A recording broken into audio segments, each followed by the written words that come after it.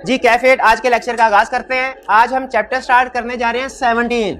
लेकिन ये क्या, हमने तो पहले चैप्टर 15 पढ़ा, एनालिटिकल प्रोसीजर। 15 के बाद तो हमने सीखा था 16 आता है, ये 17 कैसे आ गया? 15 के बाद 17 इसलिए आ गया कि दोनों में एक रिलेशनशिप है, प्लॉजिबल रिलेशनशिप है। दोनों में क्या नहीं, प्लॉजिबल नहीं है, इनवर्स रिलेशनशिप है। इनवर्स रिलेशनशिप कैसे है? अच्छा, बल्कि उससे पहले ना एक कल वो जूम मीटिंग हो रही थी ना ऑनलाइन स्टूडेंट्स के साथ, उसमें एक स्टूडेंट ने क्वेश्चन पूछा था, वो मैं आपके साथ शेयर करना चाहता हूँ।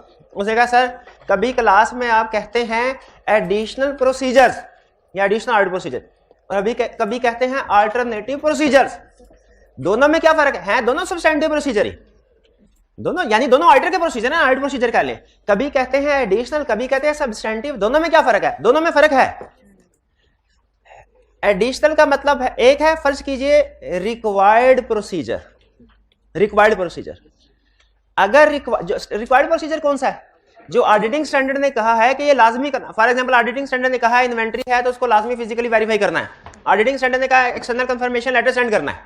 ठीक है, ये ऑडिटिंग स्टैंडर्ड की रिक्वायरमेंट्स हैं। बाज़ औक़ात ऐसा होता है कि रिक्वायर्ड प्रोसीजर हम परफॉर्म कर लेते हैं, उसके बावजूद भी हमारी तसल्ली नहीं होती, उसके बावजूद भी हमें सफिशिएंट एप्रोप्रिएट ऑडिट एविडेंस नहीं मिलता। कम होता है नॉर्मली, लेकिन हो सकता है ऐसे। तो क्या हमें उसके बाद स्टैंडर्ड की मर्जी पूरी कर दी लेकिन सफिशिएंट एप्रोप्रिएट ऑडिट एविडेंस नहीं मिला, क्या उसके बाद अपनी मर्जी से मजीद कोई प्रोसीजर परफॉर्म कर सकते हैं? इस सिचुएशन में हम जो प्रोसीजर परफॉर्म करते हैं इसे कहते हैं एडिशनल प्रोसीजर। क्या कहते हैं? Additional procedure.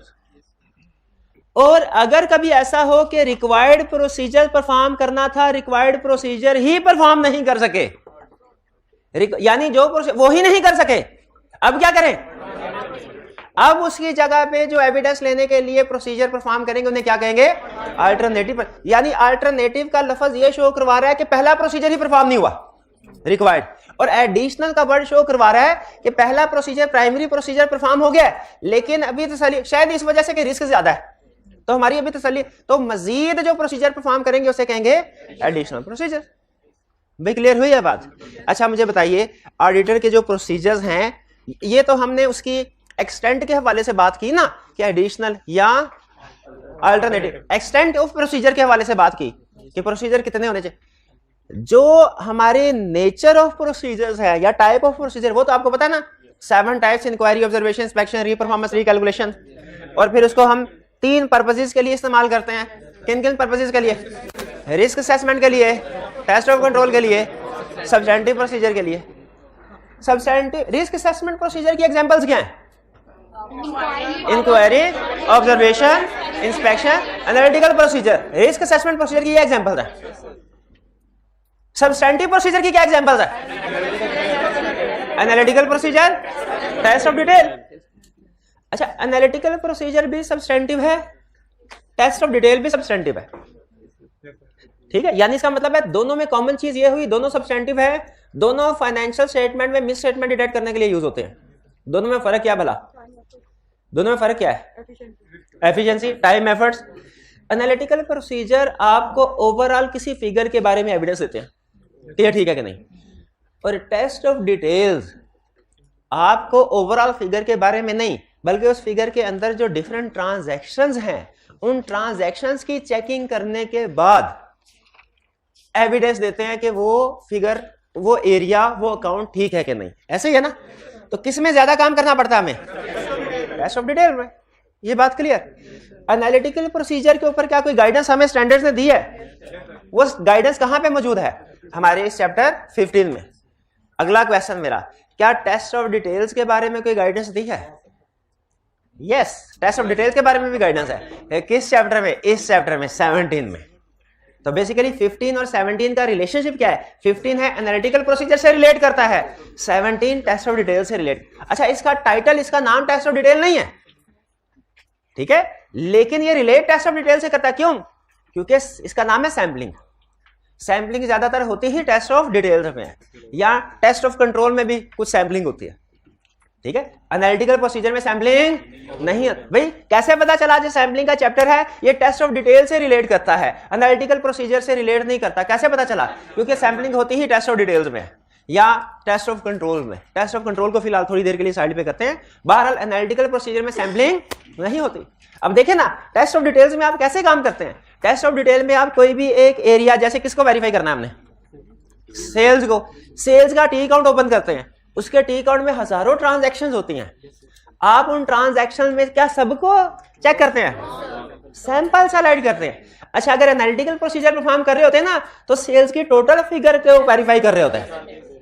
लेकिन ये चूंकि हम टेस्ट ऑफ डिटेल्स परफॉर्म कर रहे हैं, तो हम क्या करते हैं, फिर सैंपलिंग करते हैं। जो सैंपल सेलेक्ट होता है उसके बाद हम उसको इंस्पेक्शन वगैरह के जरिए से वेरीफाई करते हैं। लेकिन ये चीज आप एग्री करते हैं कि टेस्ट ऑफ डिटेल परफॉर्म करते हुए सैंपलिंग यूज होती है, इसे एग्री करते हैं? बिल्कुल। तकरीबन हर एरिया जिसमें आप टेस्ट ऑफ डिटेल्स परफॉर्म कर रहे होंगे, तकरीबन हर एरिया उसमें सैंपलिंग होती है। कुछ एरियाज ऐसे होते हैं जिनमें सारी ट्रांजैक्शन को भी चेक कर सकते हैं, वो एक अलग भी कंसल्ट पढ़ेंगे। तो ये टेस्ट ऑफ डिटेल से रिलेट करता है, चूंकि जब कभी आप टेस्ट ऑफ डिटेल्स परफॉर्म कर रहे होंगे, मोर देन 95% केसेस में सैंपलिंग कर रहे होंगे, इसीलिए ये सैंपलिंग वो आपको सिखा रहा है। और ये ध्यान में रखिएगा, ये टेस्ट ऑफ डिटेल से रिलेट करती है, टेस्ट ऑफ कंट्रोल से रिलेट करती है, एनालिटिकल प्रोसीजर से रिलेट नहीं करती। कुछ फर्क समझ आया एनालिटिकल प्रोसीजर में और टेस्ट ऑफ डिटेल्स में? ठीक है। और चैप्टर 15 और 17 में, तो इसीलिए 16 हमने थोड़ा साइड पे कर दिया। हमने कहा कोई बात नहीं, जरा तरतीब से सीखते जाते हैं, पढ़ेंगे सब कुछ लेकिन अपनी तरतीब के साथ। तो ये चैप्टर हमारा किससे रिलेट कर रहा है, basically test of detail and sampling. ठीक। अच्छा, एक स्टूडेंट ने और क्वेश्चन पूछा कल। उन्होंने कहा सर एक्सेप्शन रेट में और प्रोजेक्शन में क्या फर्क है?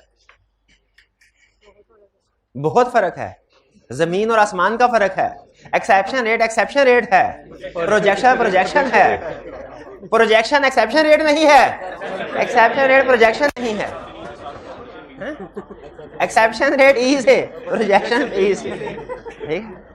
ये मैट्रिक के पेपर में साथ इस तरह के सूल बताते थे, फर्क आ जाए ना, इस तरीके से 20 हेडिंग पूरी करनी है। ठीक है। तो क्या एक्सेप्शन रेट है कि हम कितनी सैंपल में से कितनी डेविएशंस निकली, ये परसेंटेज में होता है, याद रखिएगा एक्सेप्शन रेट। यानी अगर आपने 50 डेटर्स को कंफर्मेशन लेटर सेंड किया, उसमें से 10 ने कहा डिफरेंस है, तो अगर आपसे कहा जाए एक्सेप्शन रेट निकालो, कितना निकालेंगे? 20%।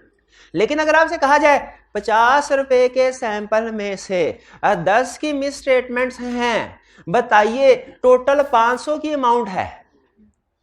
50 में 10 की है, टोटल 500 की अमाउंट है, बताइए इसमें प्रोजेक्टेड मिस स्टेटमेंट कितनी हैं? 100। 50 में 10 है तो ये मैथमेटिकल फार्मूला पता है ना, प्रोजेक्शन अमाउंट में होती है, ये ध्यान में रखिएगा। तो जरा गौर से मुझे सोच के बताइए, इस सैंपलिंग में जब हम सैंपलिंग करेंगे तो कंफर्मेशन में आपको एक लाइन सिखाई थी, भूल गए होंगे आप, कि जब कभी प्रोजेक्शन करेंगे, जब कभी सैंपलिंग करेंगे तो प्रोजेक्शन लाजमी करेंगे। याद है आपको? याद है? क्या याद है? जब कभी सैंपलिंग करेंगे प्रोजेक्शन लाजमी करेंगे। तो यहाँ पे सैंपलिंग का चैप्टर है, गैस कीजिए, पढ़ा नहीं अभी, मैंने पढ़ाया भी नहीं, प्रोजेक्शन आएगी कि नहीं आएगी? लेकिन आएगी, अभी पढ़ी है कि नहीं? हमने नहीं पढ़ी, लेकिन सीख लिया आपने, सीख लिया। कैसे सीखी? कैसे से? हाँ बिल्कुल, कैसे करेंगे कि सैंपल में से इतने की मिस स्टेटमेंट है, टोटल में कितने की मिस स्टेटमेंट होंगी, मल्टीप्लाई करके पता चल जाएगा। यानी इसका मतलब है कंफर्मेशन में जो समरी पढ़ी थी ना हमने, उसमें जो नीचे प्रोजेक्टेड मिस स्टेटमेंट कैलकुलेट की थी, वो असल में कंफर्मेशन के चैप्टर थे, लेकिन असल में सैंपलिंग के चैप्टर का कंसेप्ट था, जिसको कहते हैं प्रोजेक्शन या प्रोजेक्टेड मिस स्टेटमेंट। तो एक्सेप्शन रेट में और प्रोजेक्टेड मिस स्टेटमेंट फर्क समझ आ गया? एक्सेप्शन रेट परसेंटेज में होता है और प्रोजेक्टेड मिस स्टेटमेंट अमाउंट में होती है। आगे चलते हैं। हम चैप्टर को स्टार्ट कर, अभी सिर्फ आपको इंट्रोडक्शन दिया था, थीम बताया कि इस चैप्टर में हम क्या डिस्कस करने जा रहे हैं, ये हमारे प्रीवियस चैप्टर से कैसे रिलेट करता है। टेस्ट ऑफ डिटेल जब कभी हम परफॉर्म करते हैं, स्टैंडर्ड ये कहता है कि आइटर के लिए रिक्वायर्ड नहीं है कि आइटर 100% आइटम्स को टेस्ट करे। लफ्ज नोट कीजिए, रिक्वायर्ड नहीं है, इसका मतलब है लाजमी नहीं है, लेकिन अगर आइटर करना चाहे किसी एरिया में 100% टेस्टिंग भी कर सकता है। रिक्वायर्ड नहीं है, करना चाहे तो कर सकता है। सबसे पहला कंसेप्ट जो इस चैप्टर में हमें बताता है ना, पहला कंसेप्ट ही बड़ा इंटरेस्टिंग है। वो कहता है लफज सिलेक्शन में और लफज सैंपलिंग में फर्क है। लफज सिलेक्शन में सैंपलिंग में फर्क है। एक कंसेप्ट है selecting items for testing, test करने के लिए आइटम्स को सेलेक्ट करना। वेरीफाई का टेस्ट का मतलब वेरीफाई करना, वेरीफाई करने के लिए आइटम्स को सेलेक्ट करना। इसके बहुत से 3 तरीके हैं। इसके 3 तरीके हैं, नहीं बहुत से 3 नहीं, ठीक है 3, क्योंकि काउंटेंट में तो हमें स्पेसिफिक वर्ड यूज करने चाहिए, बहुत से की बजाय 3। आइटम्स को सेलेक्ट करने के 3 तरीके हैं। पहला 100% सिलेक्शन, दूसरा स्पेसिफिक आइटम सिलेक्शन, तीसरा ऑर्डर्ड सैंपलिंग। आइटम्स को सेलेक्ट करने के, आइटम से क्या मुराद है? ट्रांजैक्शंस। आइटम्स को सेलेक्ट करने के 3 तरीके हैं। कौन कौन से? 100% सिलेक्शन, स्पेसिफिक आइटम सिलेक्शन और ऑर्डर्ड सैंपलिंग। 100% सिलेक्शन क्या है? 100% सिलेक्शन का मतलब है किसी एक एरिया में जितनी भी ट्रांजैक्शंस आ रही हैं सारी की सारी सेलेक्ट कर लेना। 100% सिलेक्शन का मतलब क्या है? किसी एक एरिया में जितनी भी ट्रांजैक्शन सारी की सारी सेलेक्ट कर लेना। लेकिन रुकिए, हमने तो चैप्टर 1 में ये स्टडी किया था, ऑडिटर 100% ट्रांजैक्शंस को वेरीफाई नहीं करता। फाइनेंशियल स्टेटमेंट्स का ऑडिट करते हुए ऑडिटर सैंपलिंग करता है। तो क्या ये उस असूल की खिलाफवर्जी नहीं है? इसकी रीजन गौर से सुनिएगा फर्क। 100% सिलेक्शन में मैं ये नहीं कह रहा कि फाइनेंशियल स्टेटमेंट्स के अंदर जितनी भी ट्रांजैक्शन है सारी की सारी सेलेक्ट करो, ना ना ना ना, किसी एक एरिया के अंदर सारी की सारी आइटम सेलेक्ट करो। मैं ये समझा रहा हूं, फर्क समझ आ रहा है? 100% सिलेक्शन का कंसेप्ट एरिया लेवल के लिए है, फाइनेंशियल स्टेटमेंट लेवल के लिए नहीं है। फाइनेंशियल स्टेटमेंट में कभी भी हम 100% ट्रांजैक्शन को चेक नहीं करते, लेकिन फाइनेंशियल स्टेटमेंट के कुछ एरियाज ऐसे होते हैं जिनमें 100% आइटम को सेलेक्ट किया जा सकता है। पहली एग्जांपल मेरी, अगर आप क्लाइंट का ऑडिट करने के लिए जाएं, पता चले share capital during the year 2 transaction है, 2 दफा शेयर कैपिटल इशू किया था, एक दफा 400 मिलियन का, एक दफा 250 मिलियन का। अब आप कहें 2 ट्रांजैक्शन है, एक 400 मिलियन, 250 मिलियन, 100% सिलेक्शन नहीं रिक्वायर्ड, मैं तो इसमें सैंपल करूंगा, एक उठाऊंगा ट्रांजैक्शन। आपको कोई अक्लमंद कहेगा? वो कहेगा भाई इधर एक 250 मिलियन की छोड़ रहे हो, एक्सपेंस में 2,500-3,000 हज़ार की जाके चेकिंग कर रहे होंगे, उससे बेहतर ये है कि ये एक ट्रांजैक्शन आपका 250 मिलियन वेरीफाई करवा देगी फाइनेंशियल स्टेटमेंट की अमाउंट। तो इसको मैं सारी की सारी क्यों नहीं चेक कर लेते? तो इसीलिए ध्यान में रखिएगा कि कुछ सिचुएशंस ऐसी होती हैं जिनमें हम कुछ एरियाज की 100% आइटम्स को चेक कर लेते हैं। एग्जांपल्स क्या है? पहली एग्जांपल, जब small number of large valued, जब ट्रांजैक्शंस कम हैं उनकी तादाद ज्यादा है। इन परचेजेस अकाउंट देखा, इन्वेंट्री की परचेजेस, उसमें हजारों ट्रांजैक्शंस आ रही थी। 100% सिलेक्शन करेंगे कि नहीं? नहीं करेंगे। फिक्स एसेट का अकाउंट देखा, during the year 5 plant purchase किए थे, 5 की 5 को कर ले, क्योंकि वो अमाउंट भी बड़ी है, मिलियंस की है। तो लेकिन ये आपकी जजमेंट है। बाज़ औक़ात कुछ क्लाइंट हमारे ऐसे होते हैं जिनमें फिक्स एसेट भी बाज़ औक़ात जो है वो 70, 80, 50, 100 ज्यादा हो जाते हैं।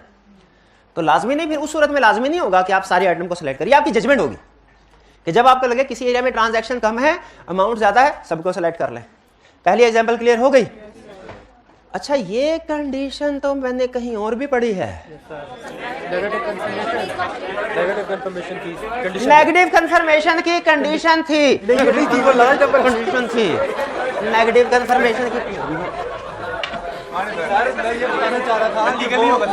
कंफर्मेशन की कंडीशन में नहीं थी, ये कहना चाहते हैं। ओ सॉरी, मैं गलत समझ गया। नेगेटिव कंफर्मेशन में नहीं थी, पॉजिटिव है। उसमें तो नेगेटिव कंफर्मेशन, यही गलती बताया था ना आप करते हैं, small number of large value, large number small. तो इसका मतलब ये हुआ थोड़ा थोड़ा कंफर्मेशन और सैंपलिंग का चैप्टर मिलता जुलता है। थोड़ा थोड़ा कंफर्मेशन और क्यों भला? एक रीजन है, क्यों भला? क्योंकि कंफर्मेशन में भी सैंपलिंग होती है, कंफर्मेशन में भी सैंपलिंग होती है, इसीलिए थोड़ा थोड़ा मिलता जुलता है। पहली एग्जांपल बताइए, क्लियर हो गई? या कोई और एग्जांपल भी? और भी एग्जांपल? नहीं, वो कह रहे हैं और भी। दूसरी एग्जांपल सुनिए, सिग्निफिकेंट रिस्क। जब रिस्क ज्यादा हो, जैसे बैंकिंग ट्रांजैक्शन में रिस्क ज्यादा है, बैंकिंग ट्रांजैक्शन में रिस्क ज्यादा है, लीगल केसेस में रिस्क ज्यादा है, लीगल केसेस में रिस्क ज्यादा है? जी मेरे भाई बताइए, लीगल केसेस में रिस्क ज्यादा क्यों है? केसेस बड़ी हाई अमाउंट के हो सकते हैं, हो सकता है क्लाइंट हमें सारे केसेस बताए ही ना, छुपा ले हमसे, ये भी हो सकता है क्लाइंट हार रहा हो, हमें कहे जीत रहा हूं मैं। रिस्क ज्यादा है। मेरी जिंदगी का जो पहला क्लाइंट था ना, मेरे सीनियर ने मुझे कहा क्लाइंट का एक अकाउंट है लीगल एक्सपेंसेस, इसके अंदर जितनी भी ट्रांजैक्शन है सबको वेरीफाई करो। मैंने कहा सर आपने प्रैक्टिस का पहला क्लाइंट है मेरा और मेरा थ्योरी का इतना बड़ा कंसेप्ट तोड़ रहे हैं आप। उसने पूछा कौन सा कंसेप्ट? मैंने कहा मैंने थ्योरी में किताब में ये पढ़ा है, ऑडिटर सैंपल बेस पे काम करता है, आप मुझे कह रहे हो इस अकाउंट के सारी ट्रांजैक्शन चेक करो। उन्होंने कहा भाई इस अकाउंट की कह रहा हूँ, सारी ऑडिट की नहीं कह रहा, और इस अकाउंट की भी इस वजह से कह रहा हूँ, इसमें रिस्क बहुत ज्यादा है। मैंने कहा समझ नहीं आई sir, please explain with the help of an example. Senior ने कहा सुन लें, सीनियर ने कहा देखो हमने क्लाइंट से लीगल केसेस की लिस्ट ली है। मैंने कहा बिल्कुल ली। सीनियर ने कहा वकीलों की लिस्ट भी ली है, जो कि लॉयर्स, छोटी छोटी बातों पर खुश हो जाते, वकीलों के लॉयर्स की लिस्ट भी ली है जो ये केस लड़े। मैंने कहा बिल्कुल ली। सीनियर कहता सोच के बताना अगली बात, क्या ऐसा पॉसिबल है कि क्लाइंट हमें कोई केस के बारे में ना बताए, छुपा ले? मैंने कहा पॉसिबल तो है। सीनियर कहता फिर सुन लो, ये तो पॉसिबल है कि क्लाइंट के खिलाफ कोई केस चल रहा हो और क्लाइंट हमें ना बताए, लेकिन ये पॉसिबल नहीं है कि कोई केस चल रहा हो और वकील को पैसे ना दिए हो, वकील को पैसे ना दिए, उसके ऊपर एक्सपेंस ना हो रहे हो। इसीलिए हम क्लाइंट की उस लीगल केसेस वाली इंफॉर्मेशन को एक्सपेंसेस के साथ मैच करेंगे कि ये पैसे दिए किस केस के दिए, वो केस लिस्ट में शामिल है कि नहीं, ये पैसे दिए किस केस की पेशी थी जिस पर ये खर्चा हुआ, ताकि इससे हमें इंश्योर हो जाए कंप्लीटनेस ऑफ लीगल केसेस, जो कि हमें और किसी सोर्स से पता नहीं चल सकता। क्योंकि अगर क्लाइंट ने वकील को भी समझा दिया कि यार ये केस ना बताना, तो हमारे लिए बड़ी मुश्किल हो जाती है। इसीलिए हम यहां से दूसरी चीज को, मैं लीगल केसेस को इसलिए नहीं वेरीफाई करवा रहा सारी के बड़ी अमाउंट तो छोटी छोटी है, 2000, 2500, 5000, लेकिन इस वजह से इस वेरिफिकेशन से हमें completeness of legal cases confirm हो जाएगा। मैंने कहा बेहतरीन, और ये तो रिस्क भी ज्यादा था लीगल केसेस में। तो दूसरी एग्जांपल जिसमें हम 100% काम करते हैं ट्रांजैक्शन किसी एरिया की, वो क्या है कि जब कोई सिग्निफिकेंट रिस्क हो which can not be reduced by other means, जो और किसी तरीके से कम नहीं हो सकता।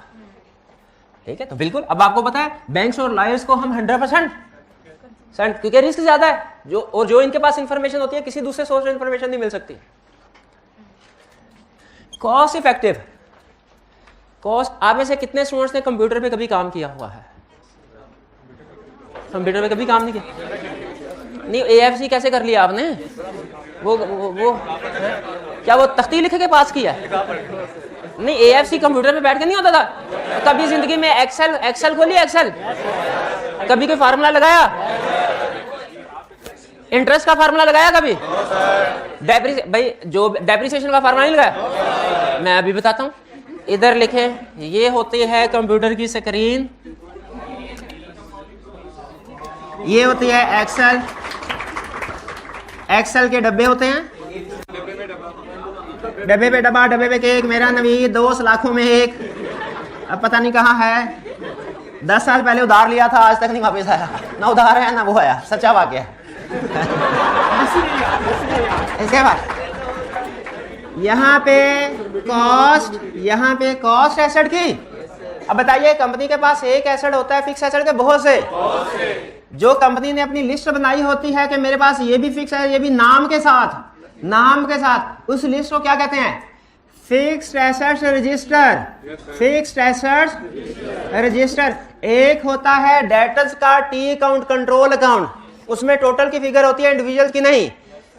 जिस लिस्ट में इंडिविजुअल डेटर्स का नाम और बैलेंस आ रहा होता है, इंडिविजुअल डेटर्स का, उस लिस्ट को क्या कहते हैं? सब्सिडरी लेजर, सेल्स लेजर या डेटर्स लेजर। इसी तरह एक क्रेडिटर्स का कंट्रोल अकाउंट है जिसमें टोटल अमाउंट आ रही है, और एक वो लिस्ट जिसमें इंडिविजुअल क्रेडिटर्स की लिस्ट आ रही है। इंडिविजुअल क्रेडिटर वाली लिस्ट को क्या कहते हैं? परचेज लेजर या सब्सिडरी लेजर या क्रेडिटर्स लेजर। कंट्रोल अकाउंट अलग है, ये डिटेल अलग है। उसी तरह बैलेंस शीट में इन्वेंट्री का टोटल बैलेंस आ रहा होता है, लेकिन क्लाइंट के पास उस इन्वेंट्री में कौन कौन सी आइटम शामिल है नाम के साथ किस सफे पे लिखी होती है, उस सफे को क्या कहते हैं? Fixed asset register. नहीं, मैं इन्वेंट्री की एग्जांपल दे रहा हूं, no problem. Inventory sheet, stock sheet, उसी तरह याद रखें बैलेंस शीट में जिस तरह डेटर्स का टोटल बैलेंस है, क्रेडिटर्स का टोटल बैलेंस है, इन्वेंट्री का टोटल बैलेंस है, लेकिन वेरिफिकेशन बैंक का टोटल बैलेंस है, लेकिन वेरिफिकेशन करने के लिए आपको इंडिविजुअल बैंक के नाम चाहिए कि किसको लेटर सेंड करना है। उसी तरह बैलेंस शीट में फिक्स एसेट का टोटल आ रहा होता है, आपको उसका डिटेल शेड्यूल ब्रेकअप चाहिए होता है, पता चले कौन कौन सा फिक्स एसेट कंपनी के पास है। वो जिस सफे के ऊपर नाम के साथ लिखा होता है ना, नाम के साथ कि ये सुजुकी गाड़ी इस नंबर की है, इस दिन परचेज की थी, ठीक है, ये होंडा गाड़ी इस दिन ये परचेज की थी, नाम के साथ सारी, उसे कहते हैं fixed asset. Fix asset register पे क्लाइंट के सारे फिक्स एसेट्स की लिस्ट होती है, वो 100 भी हो सकते हैं, 200, 500 भी। फर्ज कीजिए कंपनी के फिक्स एसेट्स हैं 430, यहां पे उनका नाम लिखा है, यानी डिस्क्रिप्शन लिखी है। डिस्क्रिप्शन कौन सा एसेट है, गाड़ी है, व्हीकल, फर्नीचर है, इक्विपमेंट है, कंप्यूटर है, जो भी। आगे कॉस्ट लिखी है, आगे लिखा है डेप्रिसिएशन रेट 10%, किसी का 15% फॉर एग्जांपल। ये सारी कैटेगरी 10% की है, ये 15% की है।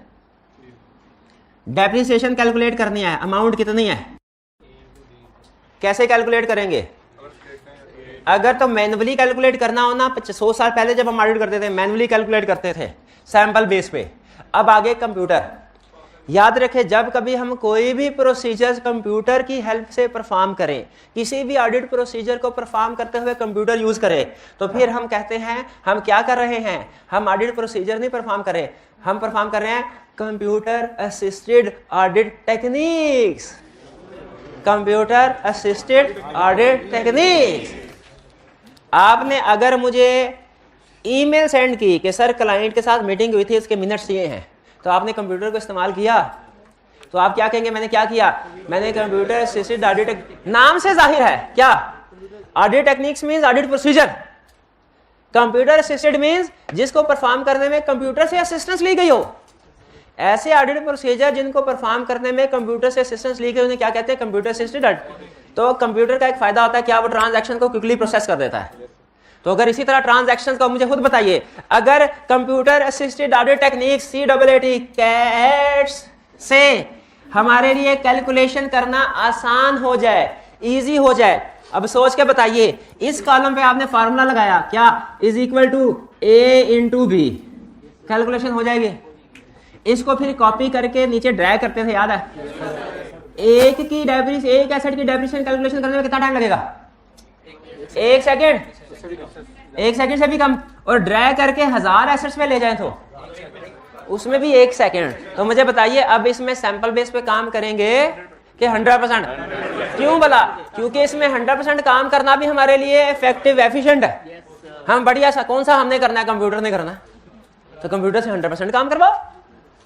भाई क्लियर हुए बात? इसी तरह किसी सैलरी की अगर आपने टैक्स कैलकुलेशन चेक करनी है, तो आपको पता है रूल सबके लिए सेम होते हैं।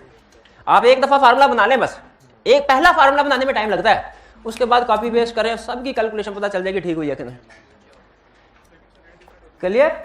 रेट डिफरेंट होते हैं, लेकिन वो डिफरेंट रेट्स भी हमने एडजस्ट किए होते हैं। एक वक्त था जब मैं नया चार्टर्ड अकाउंटेंट बना तो कैलकुलेशन करने की आदत होती थी। मैं घर का जो बिजली का मीटर है ना, उसके यूनिट हर दूसरे तीसरे दिन नोट करके बिल कैलकुलेट करता था कितना आएगा, और उसमें भी डिफरेंट रेट्स होते थे, उसमें भी डिफरेंट रेट। मुझे शक था कि वो सही रीडिंग नहीं कर, और वो सही रीडिंग नहीं करता था बेसिकली, वो ज्यादा कर लेते। अगले महीने में कहते थे एडजस्ट हो जाएगा, लेकिन आपको पता है वो जिस महीने हायर होता है ना, उसमें हायर रेट लगता है, ये उनकी साइज होती थी। तो उसमें भी तो वो आप फार्मूला में एडजस्ट कर लेते हैं। मैं उसमें फार्मूला लिख दिया हुआ था, 300 तक का अगर यूनिट होंगे तो ये रेट लगाना है, 400 यूनिट होंगे तो पहले 300 पे ये रेट, और फिर अगले 100 पे ये रेट। एक्सेल में सिखाते हैं। तो ये with in second cost effective हो तो 100% कर ली जाए, बिल्कुल कर ली जाए। और फिर नेक्स्ट है वो आपने रटा लगाना है क्या, पॉपुलेशन इज होमोजेनियस नहीं, not homogeneous, population is not, कुछ हेट्रोजेनियस भी नहीं है, रॉकेट साइंस बना दिया ऑडिट को। नहीं, इसको सोचने समझने की जरूरत नहीं है, गूगल पे भी सर्च नहीं करना, बजो कह दिया आंखें बंद करके एतबार करना है। 100% सिलेक्शन हो गई, 100% सिलेक्शन हो गई। 4 एग्जांपल दिए आपको, कौन कौन सी एग्जांपल्स हैं?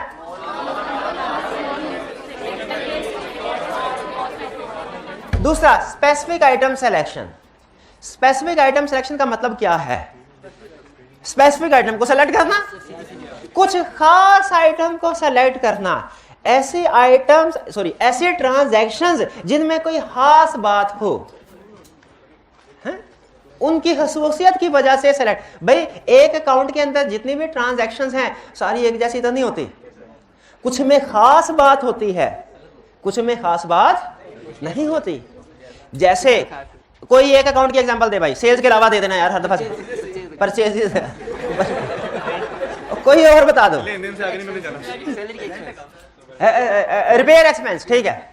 जब आप रिपेयर एक्सपेंस का टी अकाउंट, अब थोड़ा ना आपने एक्सेल के हिसाब से सोचना है कि माइक्रोसॉफ्ट एक्सेल यूज कर।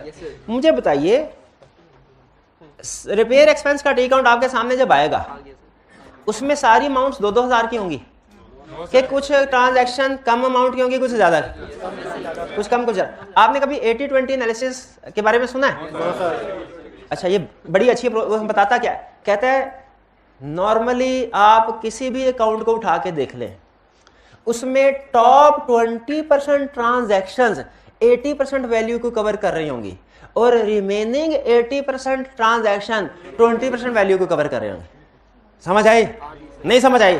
दूसरी एग्जांपल सुने, कहता है पाकिस्तान के टॉप 20% फैमिलीज को उठा ले, उनके पास पाकिस्तान की 80% दौलत होगी और जो बाकी की 80% अवाम है उनके पास 20% होगी। अब समझ आई? ये कहता है 80-20 एनालिसिस हर जगह चलता है। उसी तरह जब आप किसी एक टी अकाउंट को सामने लेके आएंगे, बताइए उसकी स्ट्रेटिफिकेशन करेंगे कि नहीं करेंगे? उसमें से टॉप 10 आइटम्स या टॉप 20 जो आपका दिल करे वो अलहदा क्लास और बाकी की अलहदा क्लास बनाएंगे कि नहीं बनाएंगे? तो फिर इसका मतलब है जो स्पेसिफिक आइटम को सेलेक्ट करते हुए आपने ये फैसला किया इस टी अकाउंट में लाखों की ट्रांजैक्शन भी है, हजारों की भी है, मिक्सचर है, तो मैं ये फैसला करता हूं 1 लाख से ऊपर जितनी भी एक्सपेंस हुए उन सबको सेलेक्ट कर लूंगा, all items over certain amount को सेलेक्ट कर लूंगा। ऑल आइटम्स ओवर, ये सर्टेन अमाउंट क्या होगी? ये एरिया टू एरिया वेरी करती है, कभी 1 लाख होगी किसी एरिया में 5 लाख होगी, हो सकता है किसी एरिया में हो सकता है 2.5 लाख हो। तो मैंने रिपेयर एक्सपेंस में क्या कहा कि मुझे टॉप 10 आइटम्स उठा दो। ये टॉप 10 आइटम्स आसानी से वो एक्सेल में फिल्टर का फार्मूला होता है शायद, या वो होता है सेंडिंग डिसेंडिंग ऑर्डर का, उससे आइटम आ जाती है। All item over certain amount. अब मुझे ये बताइए all items over certain amount, क्या ये 100% सिलेक्शन है? क्यों? क्योंकि हम ऑल आइटम्स ओवर सर्टेन उठा रहे हैं, all items below that amount नहीं उठा रहे, इसलिए 100% सिलेक्शन नहीं है। क्लियर हो गई ये बात? अच्छा, all item over certain amount हम भला क्यों उठाते हैं? ताकि कम ट्रांजैक्शन में ज्यादा वैल्यू कवर हो जाए, कम ट्रांजैक्शन चेक करके ज्यादा वैल्यू कवर हो जाए, ज्यादा परसेंटेज कवर हो जाए, 20% काम करके 80% आइटम्स कवर हो जाए। क्लियर? क्लियर? आगे सुने,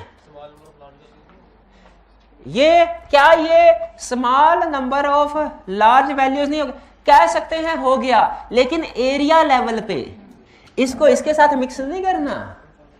इस पूरे एरिया में लार्ज वैल्यूज थी, इस एरिया में कुछ स्मॉल है कुछ लार्ज है, ये कंसेप्ट अलग है भी। समझ आ रही है ना? अच्छा आगे। अच्छा मुझे बताइए टॉप 20 तो उठा लिया आपने या 10 जितनी भी थी, बाकी की इग्नोर कर देना, छोटी छोटी है, क्या करना? बाकी में से भी आइटम्स को सेलेक्ट करना है। एग्रीड? एग्रीड? कैसे? सैंपलिंग से पहले एक और क्राइटेरिया होता है, एक और खसूसियत होती है आइटम्स में, रिस्क जिसकी बेस पे हम आइटम्स को सेलेक्ट करते हैं। जैसे बड़े बड़े डेटास को तो सेलेक्ट कर लिया हमने, क्या जो डेटास ओवरड्यू हैं उनको सेलेक्ट नहीं कर लेना चाहिए? खास तौर पे ओवरड्यू को, खास तौर पे ओवरड्यू को, क्यों? रिस्क है बैड डेट का, खास तौर पे जिनका बैलेंस नेगेटिव है उनको सेलेक्ट करना चाहिए कि नहीं? रिस्क है मिस स्टेटमेंट का। तो इसीलिए पहला क्राइटेरिया हमारा होता है किसी भी एक अकाउंट के अंदर, याद रखिए ये केस स्टडी में टेस्ट करेगा आपको, एक एरिया देके डेटर्स का या क्रेडिटर्स का, कहेगा बताओ कौन कौन सी ट्रांजैक्शन उठानी है तुमने। सबसे पहले हम बड़ी बड़ी आइटम उस एरिया के अंदर बड़ी बड़ी लार्ज वैल्यू आइटम उठाएंगे, फिर उस एरिया के अंदर जो रिस्की आइटम्स होंगी वो उठाएंगे। अब रिस्की आइटम्स क्या है? ये एरिया टू एरिया वेरी करेगा। एक्सपेंसेस के एरिया में क्रेडिट आइटम रिस्की है, लेकिन इनकम के एरिया में डेबिट आइटम रिस्की है। अच्छा तो बताइए सैलरीज के अकाउंट में 13 एंट्रीज हैं, 12 एंट्रीज 5 तारीख को रिकॉर्ड हुई है, 13वीं एंट्री 18 तारीख को रिकॉर्ड हुई है।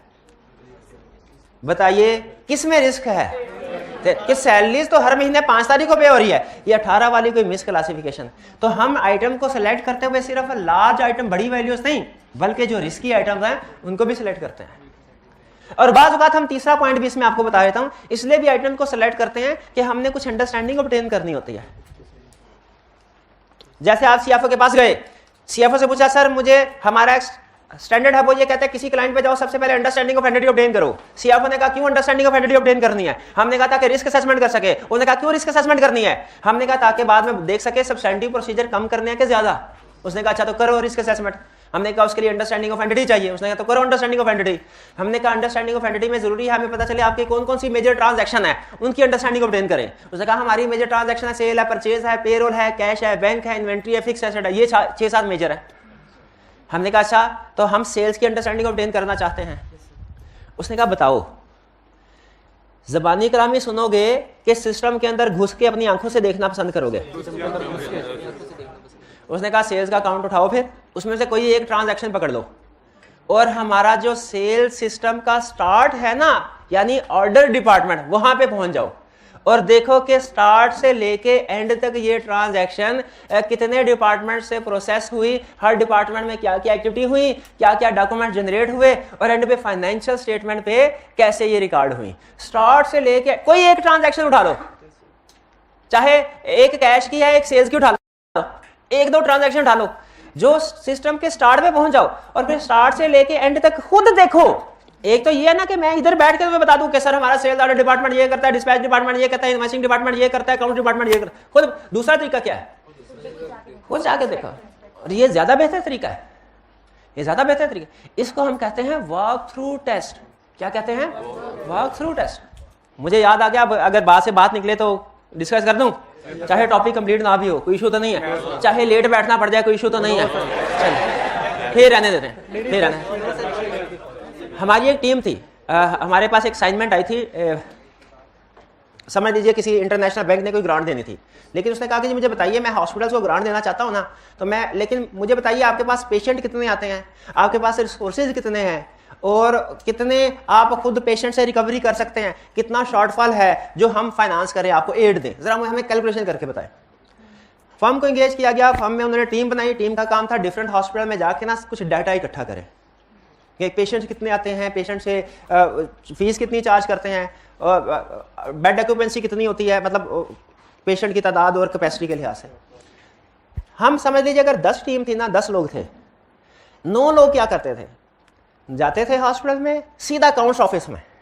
हम कहते थे सारी इंफॉर्मेशन इसके पास होती है, कितने रूम्स हैं, कितने पेशेंट्स आते हैं जाते हैं, फीस। जाते थे, चाय शाय पीते थे, सुकून से इंफॉर्मेशन लेते थे, वापस आके इंफॉर्मेशन जमा करवा देते थे। एक बंदे ने ये काम नहीं किया, वो गया, हालांकि उसके पास अथॉरिटी लेटर था, वो गया और पेशेंट की लाइन में घुस गया और कहने लगा सर मेरे सर में बहुत दर्द है, मैं क्या करूं? उन्होंने कहा ये 10 रुपये जमा करवाओ। उसने 10 रुपये जमा करवाए, पर्ची ली, लाइन में लगा, बारी आई, डॉक्टर को दिखाया। उसके बाद डॉक्टर ने कहा कि जी ये मेडिसिन आपको यहाँ से फ्री मिल जाएगी, फ्री मेडिसिन भी ली। वहां से निकल के दूसरे डिपार्टमेंट में घुस गया, सर मुझे नजर ठीक नहीं आ रहा। उन्होंने कहा आ जाओ। यानी उस सिस्टम से गुजरा खुद। उसके बाद पूरे उस असाइनमेंट में, अच्छा जितनी ग्रिप उसको थी ना, जितनी ग्रिप उसको थी अब सिस्टम की, उसमें से हम में से किसी को भी इतनी ग्रिप नहीं थी। वो हमसे ये पार्टनर ने ये पूछा कि अच्छा मेडिसिन फ्री मिलती है कि पेशेंट खरीदता है? तो हम कहते थे सर फ्री भी कभी मिलती है, नए थे ना, कोई इतना सिस्टम का अंदाजा नहीं था, तो पैसे थे। उसको पता था फ्री मिलती है। फ्री मिलती है किस बेस पे मिलती है, किसके साइन होते हैं, ठीक है, ये उसको और किसी को नहीं पता। हमें सिर्फ वही इंफॉर्मेशन पता थी जो काउंटर ने हमें दी। ग्राउंड रियलिटीज कुछ डिफरेंट भी होती हैं, कुछ एडिशनल चीजें होती हैं, हमें नहीं पता था, उस सीनियर को पता था। उसके बाद पूरी असाइनमेंट में जो उस सीनियर की वाह, देखिए एक दिन उसने कष्ट उठाया, एक दिन उसकी वारी हुई, लेकिन उसके बाद पार्टनर की नजरों में उसकी अहमियत बढ़ गई कि ये बंदा सिस्टम को सही था। उसने क्या किया भला? हमने क्या किया? हमने किया इंक्वायरी। उसने क्या किया? ऑब्जर्वेशन। और ये प्रोसेस खास तौर पे जो स्टार्ट से लेके खुद किसी सिस्टम का हिस्सा बनना और ये देखना कि कोई एक ट्रांजैक्शन पूरे सिस्टम को ऑब्जर्व करना, किसी एक एंगल को नहीं, पूरे सिस्टम को, इसको कहते हैं walk through test. Walk through का मतलब क्या है कि वॉक कर रहे हैं थ्रू आउट द सिस्टम, यानी स्टार्ट से लेके एंड तक कोई ट्रांजैक्शन कितने फेजेस से गुजरती है, हर डिपार्टमेंट में क्या एक्टिविटीज होती हैं, क्या क्या डॉक्यूमेंट्स जनरेट हो रही हैं, ये सारा स्टार्ट से एंड तक फाइनेंशियल स्टेटमेंट में कैसे एंट्री पड़ रही है, इसको कहते हैं वॉक थ्रू करना। तो ये वॉक थ्रू, तो अगर आप वॉक थ्रू करना चाहते हैं, सिस्टम की अंडरस्टैंडिंग ऑब्टेन करना चाहते हैं, उसमें भी आपको कुछ ना कुछ आइटम सेलेक्ट करके उनके साथ चलना पड़ेगा ना। तो वो आइटम कुछ आप स्पेसिफिक सेलेक्ट करते हैं, जैसे सेल्स है तो एक ट्रांजैक्शन की जरूरत है, लेकिन अगर सेल्स क्रेडिट है और कैश है तो फिर आप खास तौर पे एक ट्रांजैक्शन क्रेडिट सेल की सेलेक्ट करेंगे और एक खास तौर पे कैश सेल्स की। किस लिए? ताकि अंडरस्टैंडिंग मिले आपको। स्पेसिफिक आइटम सिलेक्शन क्लियर हुई एग्जांपल के साथ। इसमें 3 पॉइंट है, फिलहाल 2 शो किया क्योंकि केस स्टडी में 2 टेस्ट करता है, ठीक है। तीसरा भी है, वो रटा लगाने के लिए आपके एग्जांपल काम आ जाएगी। वॉक थ्रू टेस्ट की टर्म वॉक थ्रू की टर्म ना भूलिएगा, वॉक थ्रू की टर्म दोबारा आएगी। फिर ऑडिट सैंपलिंग। ऑडिट सैंपलिंग क्या है? 100% से कम का सैंपल सेलेक्ट करना, 100% से कम का सैंपल सेलेक्ट करना और सारी पॉपुलेशन के बारे में बताना, 100% पॉपुलेशन के बारे में कि वो ठीक है कि गलत है ना जी बात, कि 100% से कम का आइटम सेलेक्ट करना, 100% से कम ट्रांजैक्शन को सेलेक्ट करना और सारी पॉपुलेशन के बारे में ठीक है कि नहीं। सेलेक्ट ऑडिट सैंपलिंग क्या है? कहता है ऑडिट सैंपलिंग है सेलेक्टिंग लेस देन 100% आइटम, 100% से कम आइटम को सेलेक्ट करना। क्या सैंपलिंग में 100% आइटम सेलेक्ट की जाती हैं? 100% से कम, लेकिन ऐसे सिलेक्शन करना कि ईच आइटम का सिलेक्ट होने का चांस हो, हर आइटम के सिलेक्ट होने का चांस हो, ठीक, क्योंकि हर आइटम के सिलेक्ट होने का चांस होगा तो सैंपल रिप्रेजेंटेटिव ऑफ पॉपुलेशन होगा ना। सैंपल के बारे में कहा जाता है कि सैंपल ध्यान से सिलेक्ट करना है, वो रिप्रेजेंटेटिव ऑफ पॉपुलेशन हो। किस लिए? To provide conclusion about entire population, ताकि सारी की सारी पॉपुलेशन के बारे में हम कंक्लूजन ड्रॉ कर सके। वेरी क्लियर हुआ? मुझे वैसे समझ नहीं आई, कुछ टेक्निकल बात कर रहा है, मुझे इतनी को समझ आई है कि सैंपलिंग का मतलब ये होता है कि अगर क्लास में 150 बच्चा बैठा हुआ है ना, तो उसमें से 15 बच्चों को सेलेक्ट करके अंदाजा लगाना कि एग्जाम में कितने बच्चे पास होंगे। क्या ये भी एक सैंपलिंग की एप्लीकेशन है? बताया था पहले, प्रिंसिपल साहब आए, कहने लगे हम ये देखना चाहते हैं आपकी क्लास में कितने स्टूडेंट आपके पेपर में पास होंगे। मैंने कहा देखिए सबका इंटरव्यू लीजिए, 150 बच्चे अगर एक बच्चे से पूछ लीजिए आपको पता चल जाएगा कौन पास होने का। प्रिंसिपल कहेंगे मेरे पास इतना टाइम नहीं है कि मैं 150 बच्चा में हर एक का इंटरव्यू, मैं 15 बच्चे उठा के उनसे पूछूंगा। 15 बच्चे उठाए और उनसे पूछा, क्वेश्चन किए, 6 ने सेटिस्फैक्टरी जवाब दिया, 4 ने सेटिस्फैक्टरी जवाब नहीं दिया, ठीक है। तो प्रिंसिपल साहब क्या ये कहेंगे कि भाई आपकी क्लास में 6 ने सही जवाब दिया, 6 बच्चे पास होंगे? इस कंक्लूजन में क्या गलती है? अगर प्रोजेक्शन नहीं की तो प्रिंसिपल साहब को क्या कहना चाहिए? 15 में से 6 बच्चे अगर पास होने वाले हैं तो 150 में से कितने पास होने वाले हैं? 60। ये है प्रोजेक्शन, 60 बच्चे पास, ठीक है। जब कभी सैंपलिंग करते हैं प्रोजेक्शन लाजमी करनी है। क्या ये जो प्रोसीजर परफॉर्म किया ये सैंपलिंग है? बिल्कुल सैंपलिंग है, बिल्कुल सैंपलिंग। अच्छा, क्या ऐसा पॉसिबल है कि हम सैंपल को चेक करके पूरी पॉपुलेशन के बारे में अंदाजा कायम करें कि वो ठीक है कि नहीं? क्या ये ठीक है? क्या ये लॉजिकल है कंक्लूजन, तरीकाकार? बिल्कुल है, बिल्कुल है, ठीक है। वो जो नाई देग पकाता है वो भी तो सैंपलिंग करता है, नहीं करता सैंपलिंग? कैसे करता है? पूरी देग नहीं खाता, एक प्लेट का। लेकिन याद रखिए उसका भी वो जो प्लेट निकालता है ना, उसका भी असूल होता है। क्या? वो देग को घुमा के एक दफा घुमाता किस लिए भला? ताकि जो सैंपल आए पॉपुलेशन का रिप्रेजेंटेटिव हो, क्योंकि पॉपुलेशन का रिप्रेजेंटेटिव नहीं होगा कंक्लूजन सही नहीं होगा, ठीक है। अगर प्रिंसिपल साहब आए और मैं कहूं कि सिर्फ ये जो अच्छे बच्चे हैं क्लास के, सर इन्हीं से इंटरव्यू करें इनसे, क्या ये सैंपलिंग होगी? अगर मैं कहूं प्रिंसिपल साहब आपको 15 बच्चे चाहिए, मैं 15 बच्चे देता हूं, क्या मैं टीए से चुपके से कहूं और पिछले टेस्ट में जो टॉप 15 थे ना वो बच्चे कौन से थे लिस्ट लाओ, वो टॉप 15 की लिस्ट लाए और मैं प्रिंसिपल साहब से कहूं सर ये बच्चे हैं इनसे पूछ लीजिए, प्रिंसिपल साहब उनसे पूछ लिया उन्होंने, क्या ये सैंपलिंग है? सैंपलिंग नहीं है, बिल्कुल ठीक। सैंपलिंग नहीं है तो क्या है? ये स्पेसिफिक आइटम सिलेक्शन है, समझ रहे हैं? याद रखें आइटम को सेलेक्ट करने के 3 तरीके हैं, 100% selection, specific item selection, audit sampling. अब देखिएगा ऑडिट सैंपलिंग की डेफिनेशन ध्यान से सुनिए, ये कैसे डिफरेंशिएट कर रही है अपने आप को दूसरे मेथड से। क्योंकि अगला सारा जो चैप्टर चलना है ना वो इसमें खुलना है आगे, ये इधर क्लोज, ये इधर ही क्लोज, इसी लर्निंग ऑब्जेक्टिव में आगे चल के ये खुलेगा। लेकिन इसको डिफरेंशिएट कैसे कर रहे हैं ये समझिएगा। पहला चीज ऑडिट सैम्पलिंग में पहली चीज क्या कह रहा है, ऑडिट सैम्पलिंग का मतलब क्या है, सेलेक्टिंग लेस देन 100% आइटम। जब लेस देन 100% आया ना डेफिनेशन में, तो सैम्पलिंग ने अपने आप को इससे डिफरेंशिएट कर लिया, क्योंकि इसमें 100% सिलेक्शन है और ये क्या कह रहा है, सैम्पलिंग है लेस देन 100%। जब सैम्पलिंग ने ये कहा कि each item have chance of selection, तो सैम्पलिंग ने अपने आप को स्पेसिफिक आइटम सिलेक्शन से अलग कर लिया, क्योंकि स्पेसिफिक आइटम सिलेक्शन में ईच आइटम के सिलेक्ट होने का चांस नहीं है। अगर all item over certain amount select करें तो all items over below amount उसका कोई चांस नहीं है। अगर डेबिट के एरिया में क्रेडिट आइटम को सिलेक्ट करें क्योंकि रिस्क है, तो डेबिट आइटम के सिलेक्ट होने का चांस नहीं है। इसीलिए इन दोनों पॉइंट से सैम्पलिंग इन मेथड से डिफरेंशिएट हो गई। एग्री करते हैं? अच्छा, फिर सैम्पलिंग का फायदा क्या हुआ? फायदा वो तीसरी बात में बता रहा है। सैम्पलिंग का फायदा ये होगा कि आप काम करेंगे 15 आइटम्स के ऊपर, लेकिन 150 के बारे में बताएंगे कि क्या होने वाला है। काम करेंगे 15 आइटम्स के ऊपर, लेकिन बताएंगे 150 के बारे में कि वो ठीक है कि नहीं, वो पास होने वाले हैं कि नहीं। यह है सैम्पलिंग का फायदा, है कि नहीं? टेक्निक सैम्पलिंग की कमाल की है। कैसे कैसे मैं बताऊं, कैसे ये कमाल की टेक्निक है, कैसे कमाल की टेक्निक है कि 100% से कम काम किया, सबके बारे में बता दिया, सबके बारे में बता दिया। लेकिन याद रखें, इसमें सबसे अहम चीज पता है क्या कहता है? कहता है कि हर आइटम के सिलेक्ट होने का चांस, क्योंकि ये होगा तो ही हम कहेंगे सैंपल रिप्रेजेंटेटिव है पॉपुलेशन का। अगर ये नहीं तो फिर वो स्पेसिफिक आइटम सिलेक्शन बन जाता है।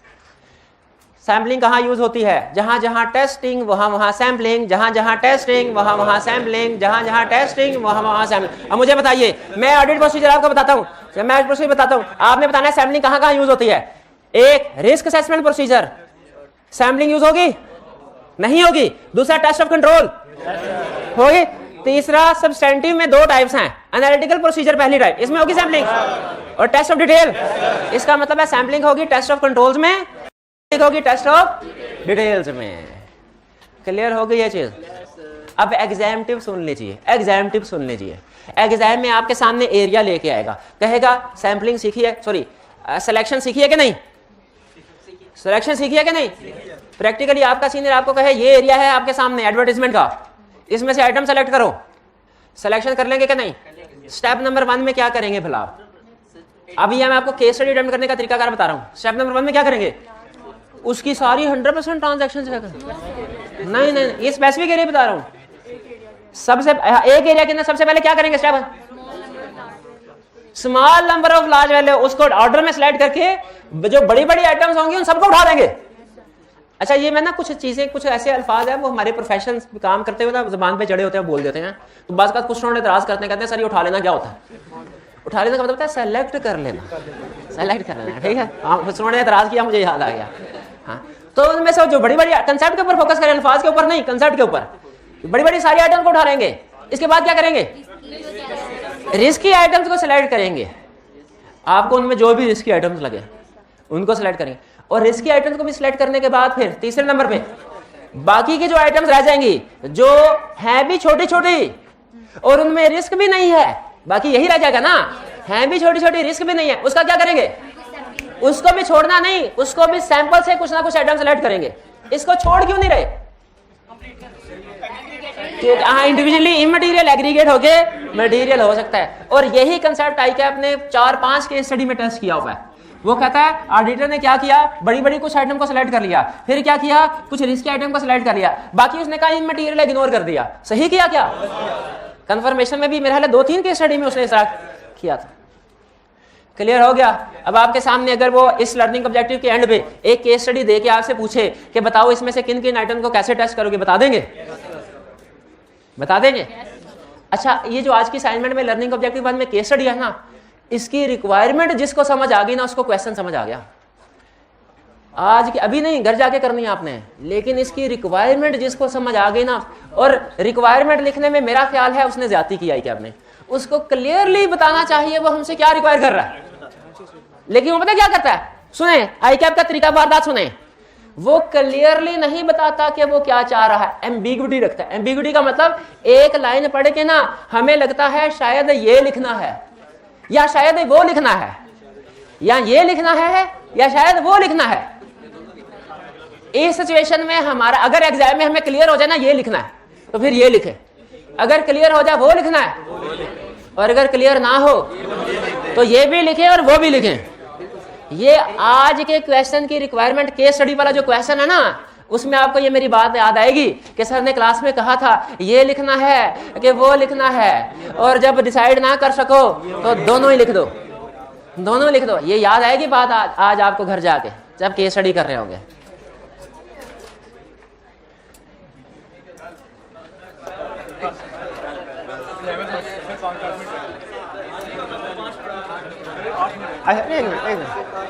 एक मिनट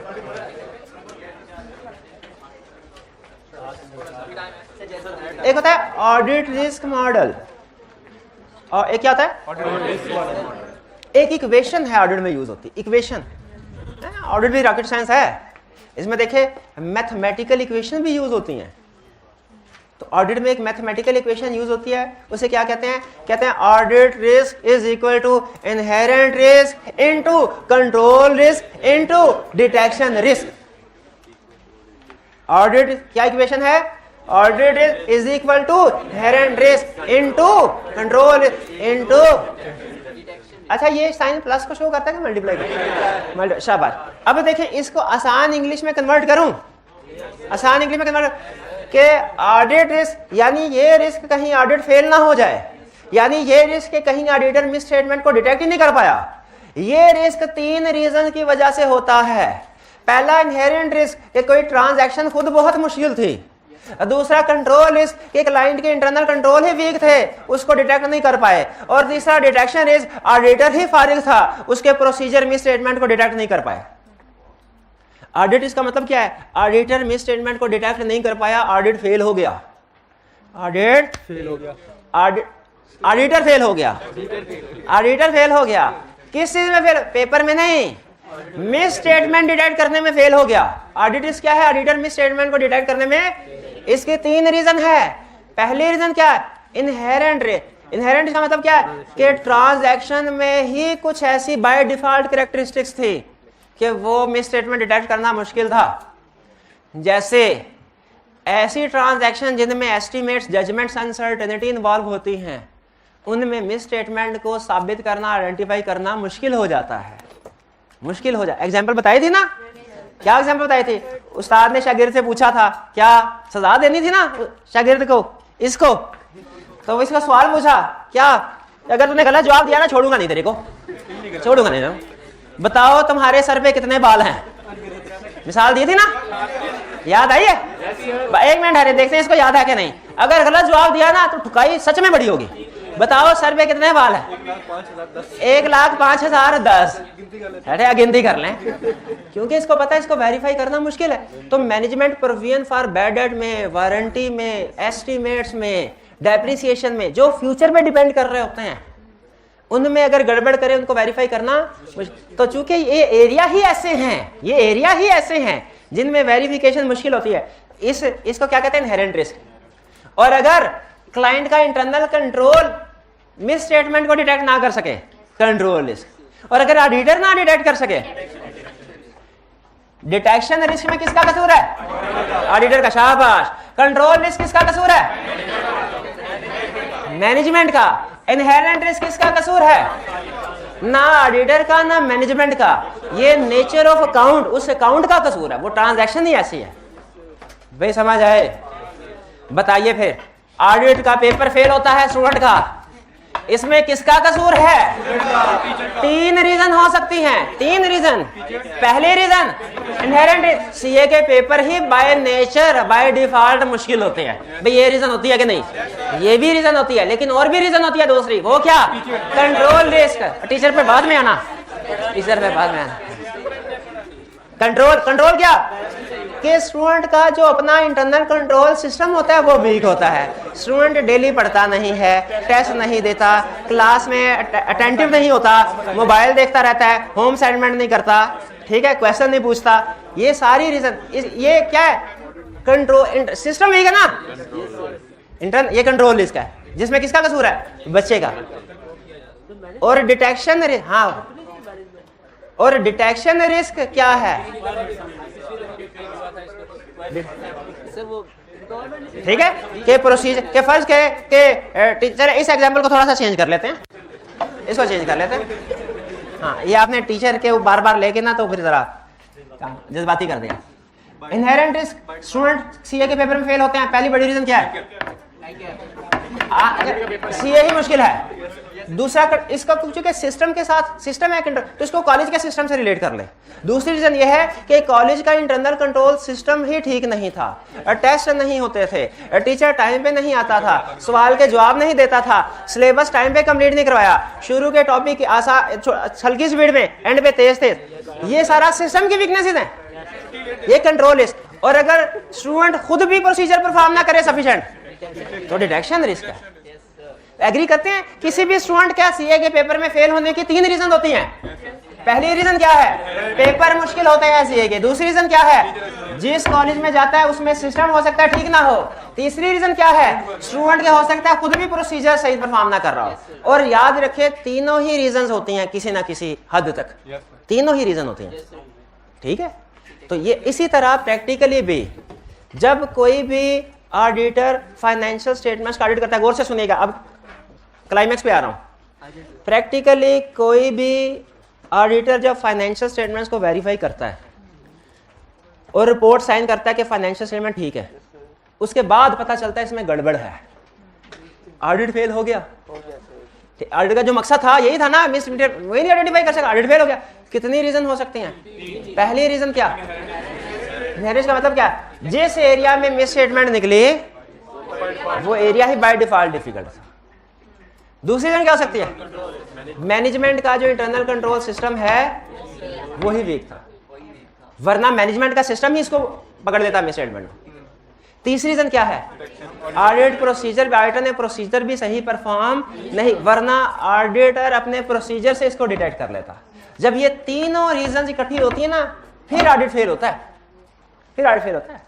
तो इतनी सारी डिस्कशन में आपने सिर्फ एक चीज ध्यान में रखनी है, audit risk is equal to inherent risk into control risk into detection risk. और इसको आपने, ये तो मैथमेटिकली है ना, कंसेप्चुअली इसको कैसे याद करना है इस कंसेप्ट को, कि ऑडिट फेल होने की, ऑडिट रिस्क की 3 रीजन होती है, और तीनों होती हैं हर केस में, तीनों होती है। पहली रीजन क्या होती है कि उस अकाउंट के नेचर ऑफ ट्रांजैक्शन की वजह से मिस स्टेटमेंट हुई। दूसरी रीजन क्या है, क्लाइंट कंट्रोल रिस्क, क्लाइंट के इंटरनल कंट्रोल सिस्टम में वीकनेस की वजह से मिस स्टेटमेंट नहीं डिटेक्ट हो पाई। और तीसरी रीजन क्या है, ऑडिटर के प्रोसीजर्स उसने सही परफॉर्म नहीं किए, जिसकी वजह से मिस स्टेटमेंट डिटेक्ट नहीं हो पाई। अच्छा, मुझे फिर से बताइए 2 मिनट सिर्फ, ताकि कंक्लूजन पे ले आऊं। वो आपने एग्जांपल दरमियान में दूसरी ऐसी जिसकी वजह से 3-4 मिनट आया हो गए। ऑडिट रिस्क अच्छी चीज है, बुरी चीज? बुरी चीज है, कम होना चाहिए। ऑडिट रिस्क को कम करना है, लेफ्ट हैंड साइड को कम करना है, राइट हैंड साइड को कम करना पड़ेगा। इसके लिए मुझे बताइए, ऑडिटर को इनहेरेंट रिस्क को कम कर सकता है ऑडिटर? नहीं कर सकता। ऑडिटर क्या दुनिया का कोई माई का लाल नहीं, मैनेजमेंट भी नहीं कर सकती, क्योंकि जब कभी क्रेडिट सेल करेंगे ना, हमेशा रिस्क है बैड डेट का। जब कभी फिक्स एसेट खरीदेंगे, हमेशा रिस्क है डेप्रिसिएशन 100% एक्यूरेटली कैलकुलेट नहीं होगी। जब कभी provision for bad debt estimate करेंगे, हमेशा रिस्क है कि एक्चुअल बैड डेट कम या ज्यादा होंगे, क्योंकि एस्टिमेट्स जजमेंट्स है ना। तो इनहेरेंट रिस्क को कोई भी कम नहीं कर सकता। क्या ऑडिटर कंट्रोल रिस्क को कम कर सकता है? कंट्रोल रिस्क को भी नहीं कर सकता। क्यों नहीं कर सकता? शाबाश शाबाश, ये तो मैनेजमेंट की जिम्मेदारी है। मैनेजमेंट चाहे तो कर सकती है, ऑडिटर नहीं कर सकता।